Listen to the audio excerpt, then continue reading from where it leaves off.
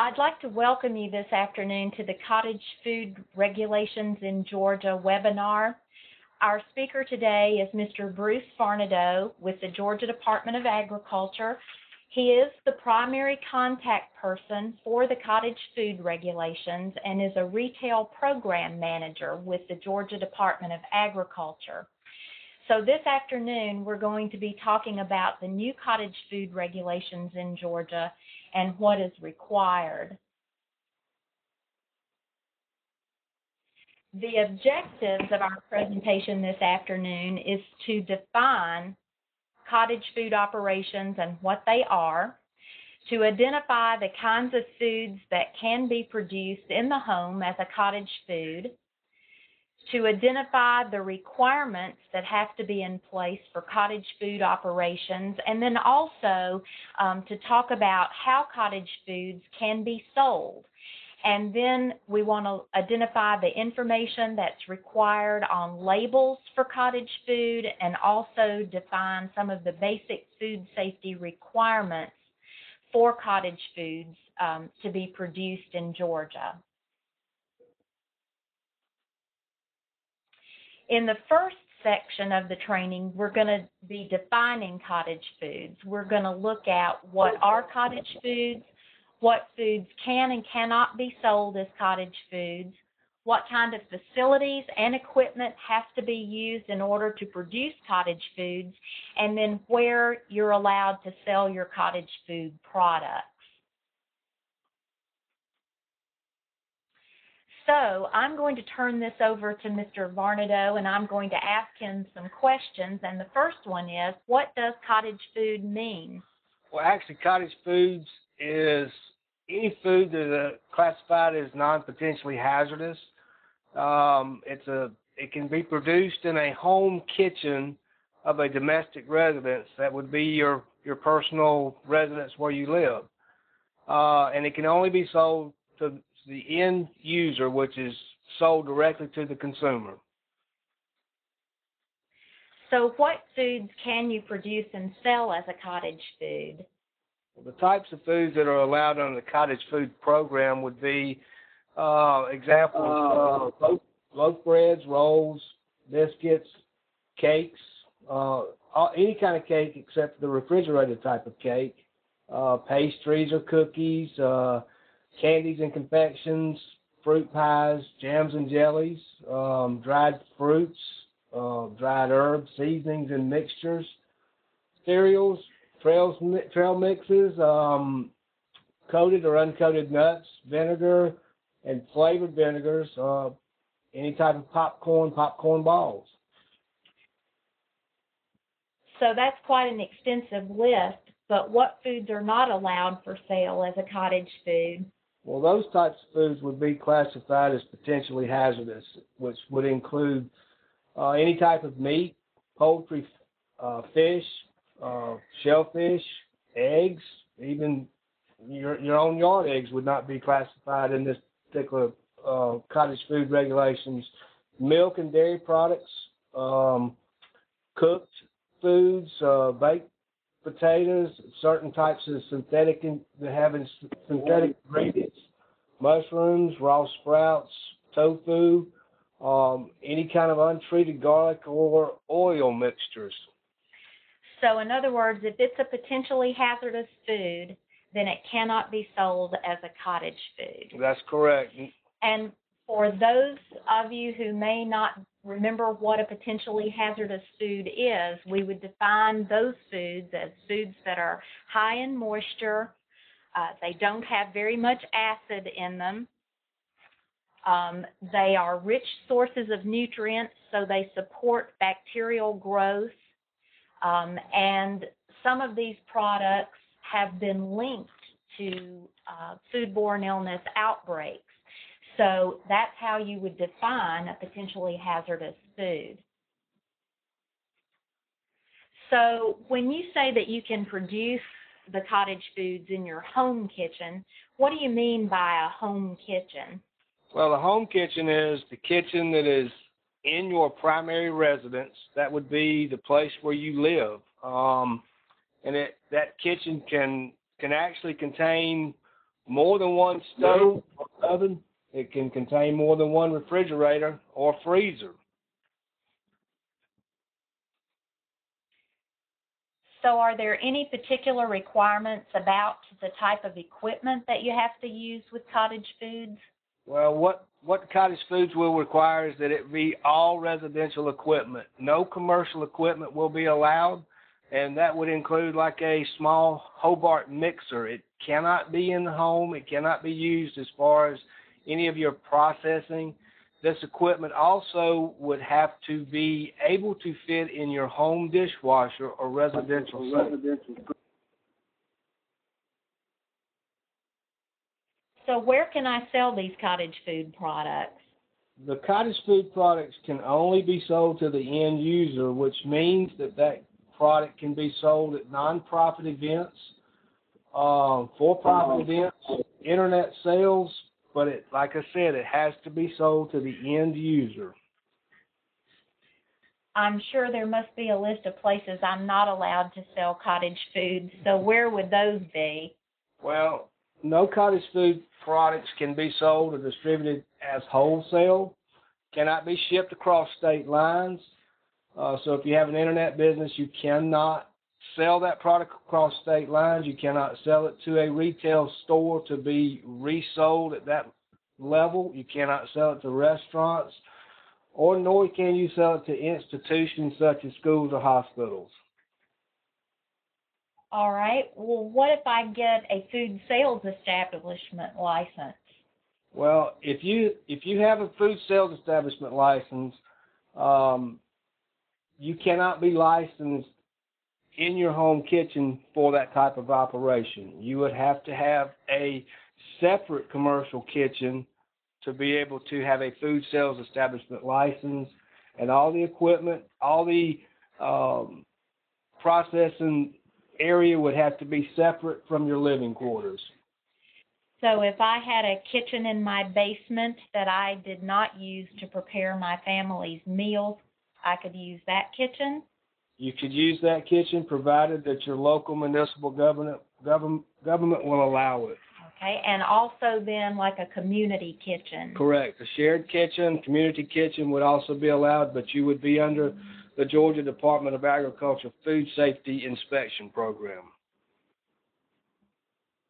All right, well, let's say that I want to start a cottage food business, and in this section, we're going to talk about what I would need to do that. We're going to look at the steps involved in starting a cottage foods operation. We're going to talk a little bit about water and sewage disposal issues, and we're also going to take a look at the food safety training that would be required for a cottage food operator. So step one, what do I need to do? All right, the first thing that we require would be that you contact your local planning and zoning office and verify with them that they will allow a home-based business of this type from your residence. And then secondly, we would ask that you also comply with any other local zoning ordinances. Along with, that would mean checking with your public water supply. If you're on well water, you would have to have a water test done. But if you're on public water, you can provide us with a copy of your most recent water bill. The well water would have to be tested for coliform bacteria and nitrates. The Department of Agriculture will do that test for a nominal fee of $100, or you can check with your local extension office or your environmental health office. Some of those places might also be available to do your testing. There are some requirements if you're using a well that's on your property, so talk a little bit about those requirements. Okay, with private well water operations, the well cannot be less than 25 feet deep. The water cannot be cloudy in color, and cannot be the well cannot be located below a ground pit. Cannot have a buried wellhead. The cap has to be sealed. The well has to be sealed, capped, or no cracks, no openings around the pipes.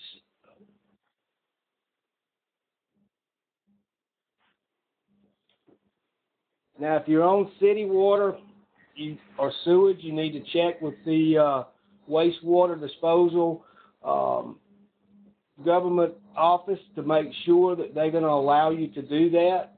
Some of them have said that they will not. They do not want the waste into their sewer system, so you need to check with them along with your planning and zoning. Okay, now some people have private septic systems, and I know there's some rules about that as well. So, well, we recommend that you check with environmental health, your health department, to see if they're okay with it, and if they would recommend an additional assessment to that septic system prior to starting your cottage food operation.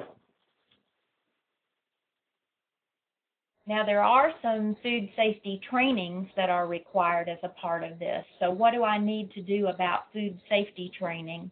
Our requirements say that you have to have a food safety course, a food safety training course. It does not specify any particular one. It only specifies that that course be accredited with the American National Standards Institute. And I understand that there are only 3 that are accredited. So talk a little bit about those. Well, any of the 3 are satisfactory. We will accept any of the 3. We do not specify any particular one, so we leave that up to the individual to choose the course that they decide to take. Okay. I noticed that ServSafe is one of the ones that's accepted, and you can access ServSafe training with your local Family and Consumer Sciences agent, and that training does last for a period of 5 years, where I think some of the others don't last quite that long, so that may be something that you would want to check out. So step 4, there is an application form, right? So Correct. What do we need to do about that? Correct. You could go online, and we have it posted on our website, and you can fill the license application out.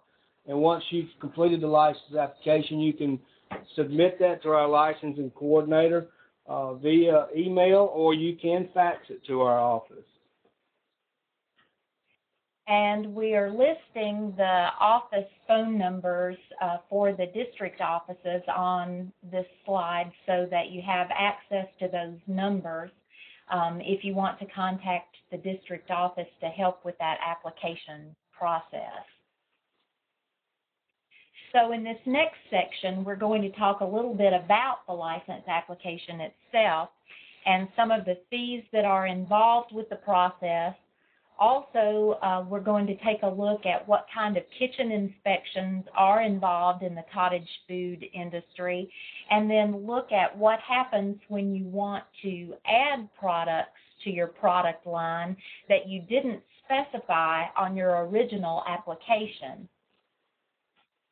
So first, let's take a look at the cottage food application itself, and we've listed the website at the bottom of this slide so that you can find the cottage food application online, or you can just go to the Georgia Department of Agriculture website and search for cottage food applications and find it that way.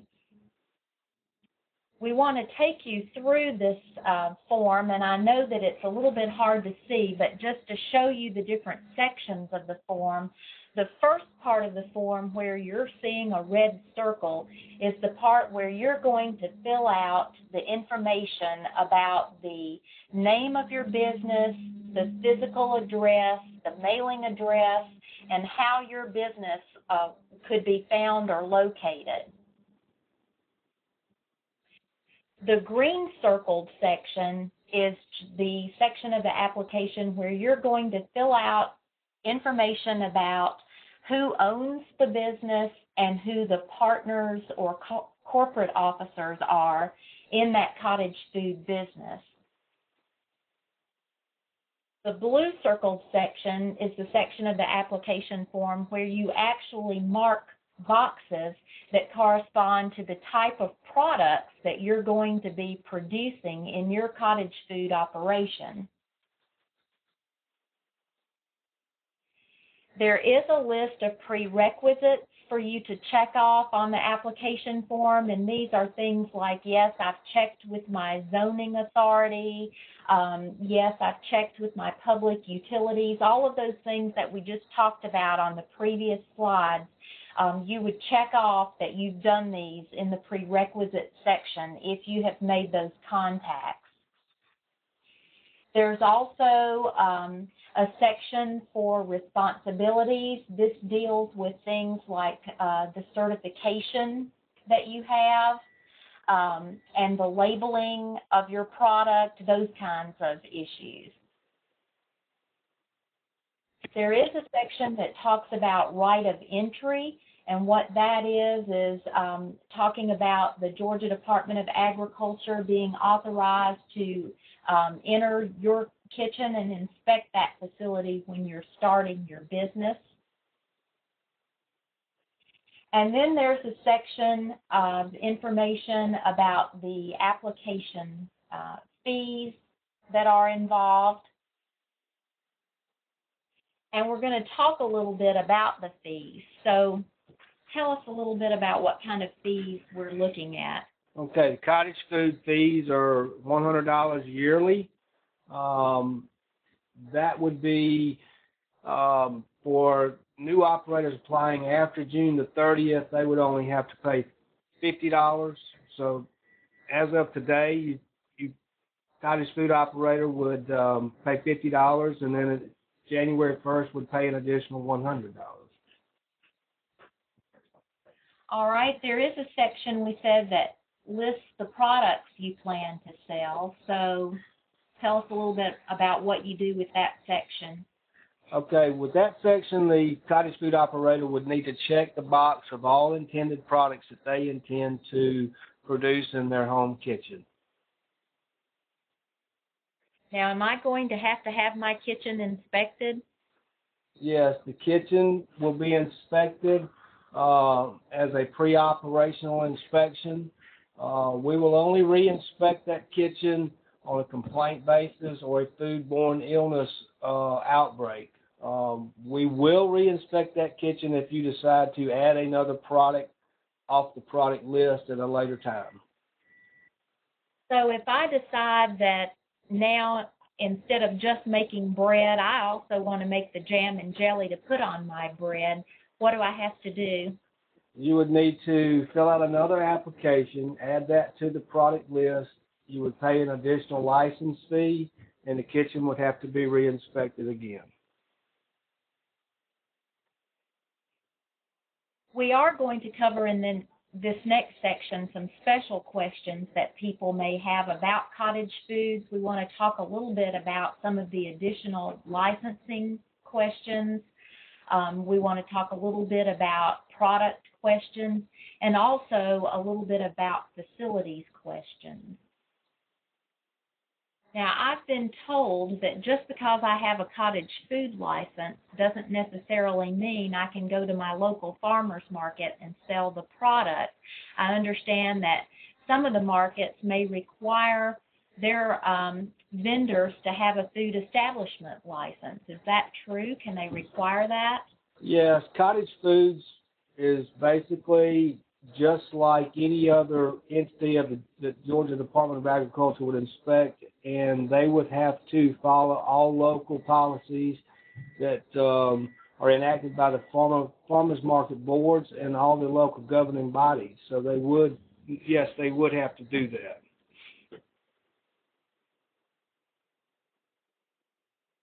Now, I want to produce and sell some cooked vegetable products like salsas, tomato sauces, spaghetti sauces, breads with roasted vegetables as cottage foods. Can I do that?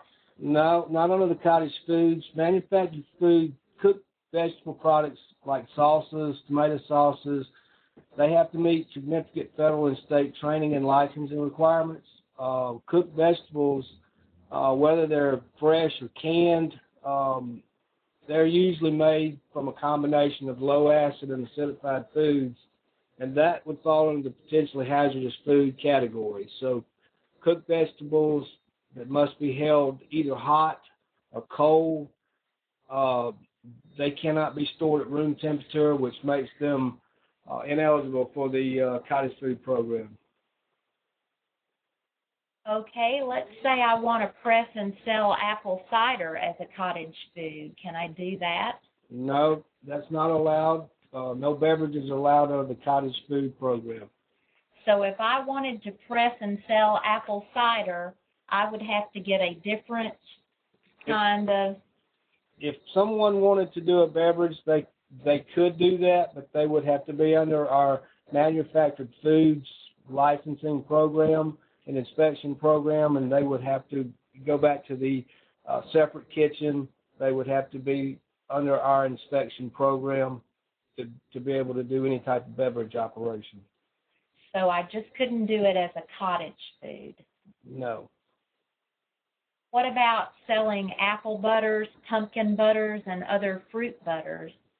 No, that's not allowed under the cottage foods program either. The fruit butters have less sugar than jams and jellies, and the combination of sugar and pectin is not large enough to assure safety. Spoilage could occur, and that could create an environment that would allow CBOT to actually start in that product and cause a foodborne illness. And we know that botulism is a very deadly type of food poisoning, so that's definitely something that we would want to avoid. So what about making and selling things like jerky, dried meats, as cottage foods? Okay, meats, once again, are classified as potentially hazardous foods, so that would not be allowed under the cottage food program. I know a lot of people may wonder if they can use their homegrown fruits and vegetables in baked goods. So is that a possibility? Yes, that is a possibility. Homegrown fruits and vegetables may be used provided that they are washed, that they are incorporated into the batter, they are properly baked, they're properly packaged and labeled, but the fruits or the vegetables cannot be used as a decorative or a garnish on the baked goods. So they actually have to be in the batter and they have to be cooked in order to use those homegrown fruits and vegetables. What if I can them? Can I use them in the baked goods at a later date? Once again, home canned products are classified under the potentially hazardous food group, and they may not be used in any of the cottage food preparation, and so no commercially canned products and baked goods such as canned pumpkin or fruit pie fillings may be allowed. Okay. So the only exception, they would be able to use their jam and jellies, and they can use a commercially canned product. Correct. Okay. What if I freeze those homegrown produce? Can I use frozen homegrown produce in baked goods at a later date? Homegrown produce may be frozen, and it can be baked into the goods if they're incorporated in the batter. They're properly baked, properly packaged, and properly labeled. But the fresh fruits and vegetables, again, cannot be used to decorate or garnish on top of the baked goods. Okay, what if I want to make an instant bread mix under the cottage food regulations, or I want to sell dry bread? Is that allowed? Yes. Dry bread mixers are allowed as long as you meet the requirements of the cottage food regulations.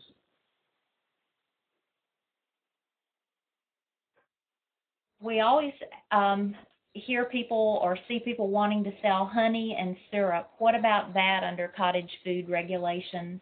No, honey and syrups are not covered under Cottage Food Regulations. You need to contact the Georgia Department of Agriculture Food Safety Division if you need more information on these products.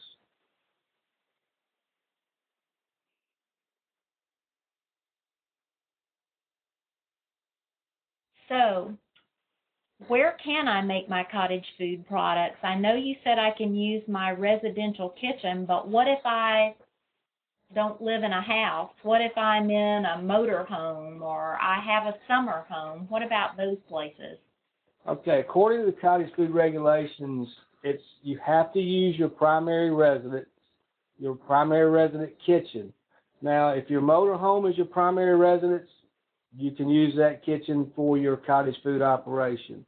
If you have a summer home, if that's where your primary residence is, you can use that.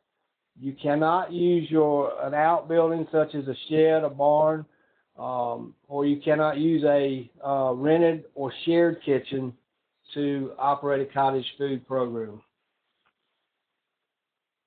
Now let's talk a little bit about the labeling requirements for cottage foods. And in this section, we're going to talk about, do I have to label my cottage foods, and what has to be on a label for cottage foods, and what does allergen labeling mean? So what does have to be on a label? Okay, the label must contain the name and address of the cottage food operation. It must contain the name or description of the product. It also has to include the ingredients of the product, which has to be in descending order of predominance by weight. It also must contain the net weight or net volume of the product. And most importantly, it must contain the statement "made in a cottage food operation that is not subject to the state food safety inspections." And all these letters have to be in capital letters, Times New Roman or Arial font, in at least 10-point type, and in color that contrasts with the background and color of the label. It also must contain any allergen labeling that is specified in federal labeling requirements. So when we talk about food allergens, what are food allergens? Well, food allergens are products that made of one of the following common allergen groups, such as milk, eggs, wheat, peanuts, soy, or fish. It could be a product that has something made from shellfish, or it could be made from tree nuts, including walnuts or pecans. So these foods that are listed here are the common allergens that most people who have food allergies, if they're allergic or have a food allergy, they're allergic to at least one of these products typically. So let's look at some examples. Let's say that I have bread that's made with whole wheat flour, water, salt, and yeast. If I have an ingredient label that says whole wheat flour, water, salt, and yeast, does that label meet federal requirements? Yes, yes, it does. It doesn't really have any of the allergens in it. Okay, this one, the only thing there is the wheat flour, and that wheat flour is predominantly listed in that ingredient label. But what about this particular case? Bread that's made, again, with the whole wheat flour, but also sodium caseinate, water, salt, and yeast. And that's my ingredient label. Does that one meet federal requirements? No, that one does not. Because in this particular case, this bread has an ingredient that's made with a sub-ingredient that's an allergen, and that would be sodium caseinate, because that one is made from milk. So that ingredient list, whole wheat flour, sodium caseinate, water, salt, and yeast, you must follow that with a label that says contains This label would have to say that this contains wheat or milk. Okay, so this one would have to say it contains wheat and milk because wheat and milk are allergens. And people may not recognize that sodium caseinate is made from milk, so you have to clearly state that on the label. So what about a product that I make that I just call nut bread, and it has flour, water, nuts, salt, and yeast listed on the ingredient list? Does that meet the federal requirements for allergen labeling? No, that one also does not. And the reason is because? You have to specify the type nut that's in that product, such as almonds. So the ingredient list would have to include flour, water, salt, yeast, and the particular type of nut that's in the product. So what about general food safety rules? Well, as with any product produced for sale in the state of Georgia, good basic food safety rules must be followed, and anyone can find those at the Georgia Department of Agriculture website in our food safety division. All right, so for more information about cottage foods, you can contact the Georgia Department of Agriculture Food Safety Division, and their phone number is 404-656-3627. You can also fax them at 404-463-6428, or you can go to their website at www.agr.georgia.gov.